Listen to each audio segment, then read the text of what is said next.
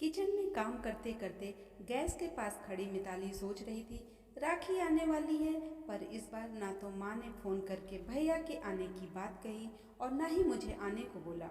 ऐसा कैसे हो सकता है? हे भगवान, बस ठीक हो सब कुछ।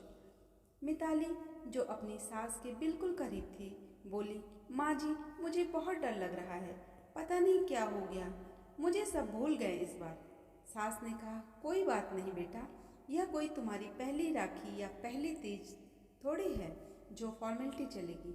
वो तुम्हारा मायका है, तुम्हारा अपना हक है, तुम खुद चली जाओ।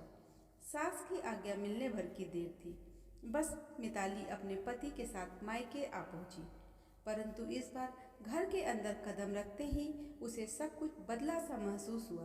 पहले जहां उसे देखते ही माँ पिताजी के चेहरे खुशी से खिल उठते थे, इस बार उन पर परेशानी की झलक साफ दिखाई दे रही थी।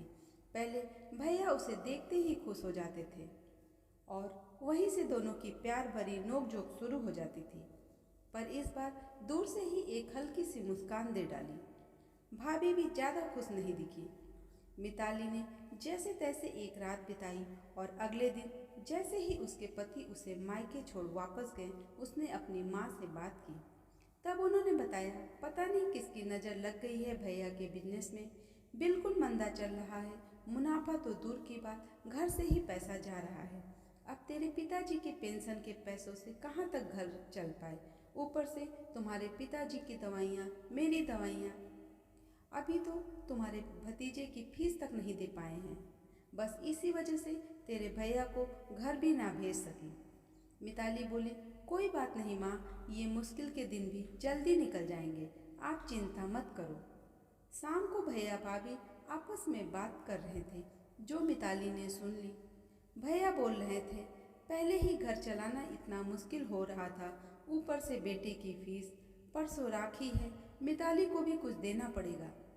भाभी बोली, कोई बात नहीं, आप चिंता ना करें, ये मेरी चेन बहुत पुरानी हो गई है, इन्हें बेचकर जो पैसे आएंगे उससे दीदी के लिए एक अच्छी सी साड़ी खरीद लेंगे और स्कूल की फीस भी भर देंगे। मिताली को यह सब सुनकर बहुत बुरा लगा। भैया भाभी ये क्या बातें कर रहे हैं? क्या यहाँ मैं उनको तंग करने, कुछ लेने के लिए ही आती हूँ? वो अपने कमरे में आ गई। तभी उसे याद आया कि शादी के कुछ समय पहले जब वो दो दो बैच में ट्यूशन पढ़ाती थी, तब उसने बड़े शौक से अपनी पहली तनख्वाह लाकर माँ पापा को दी थी। तब उन्होंने कहा था, ये पैसे अपने पास ही रख लो बेटा, मुश्किल वक्त में काम आएंगे।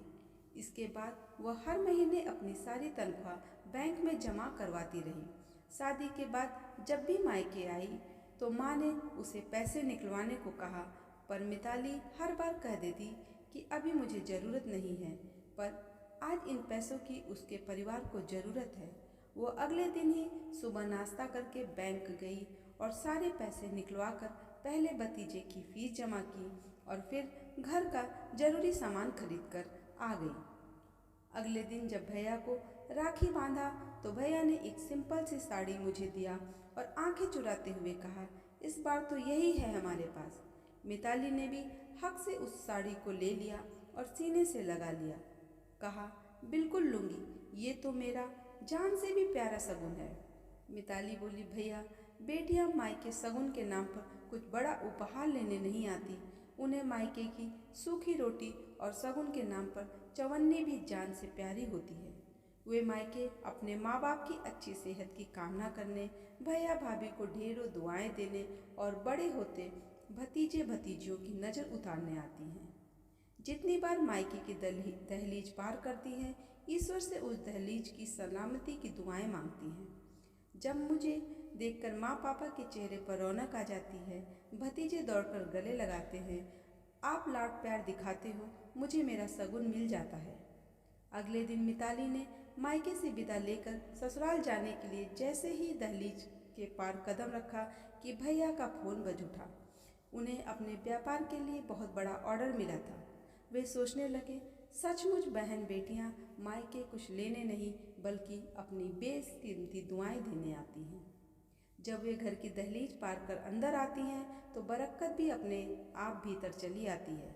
हर बहन बेटी के दिल की तमन्ना होती है कि उसका मायका हमेशा खुशहाल रहे और तरक्की करे। मायके की खुशहाली देख उसके अंदर एक अलग सी ताकत भर जाती है, जिससे वे अपने जीवन में आने वाली मुश्किलों का डट कर सामना कर पाती हैं। भैया के आंखों से खुशी के आंसू बहने लगे। दोस्तों, वीडियो पसंद आई हो तो इसे लाइक, शेयर और सब्सक्राइब जरूर करें।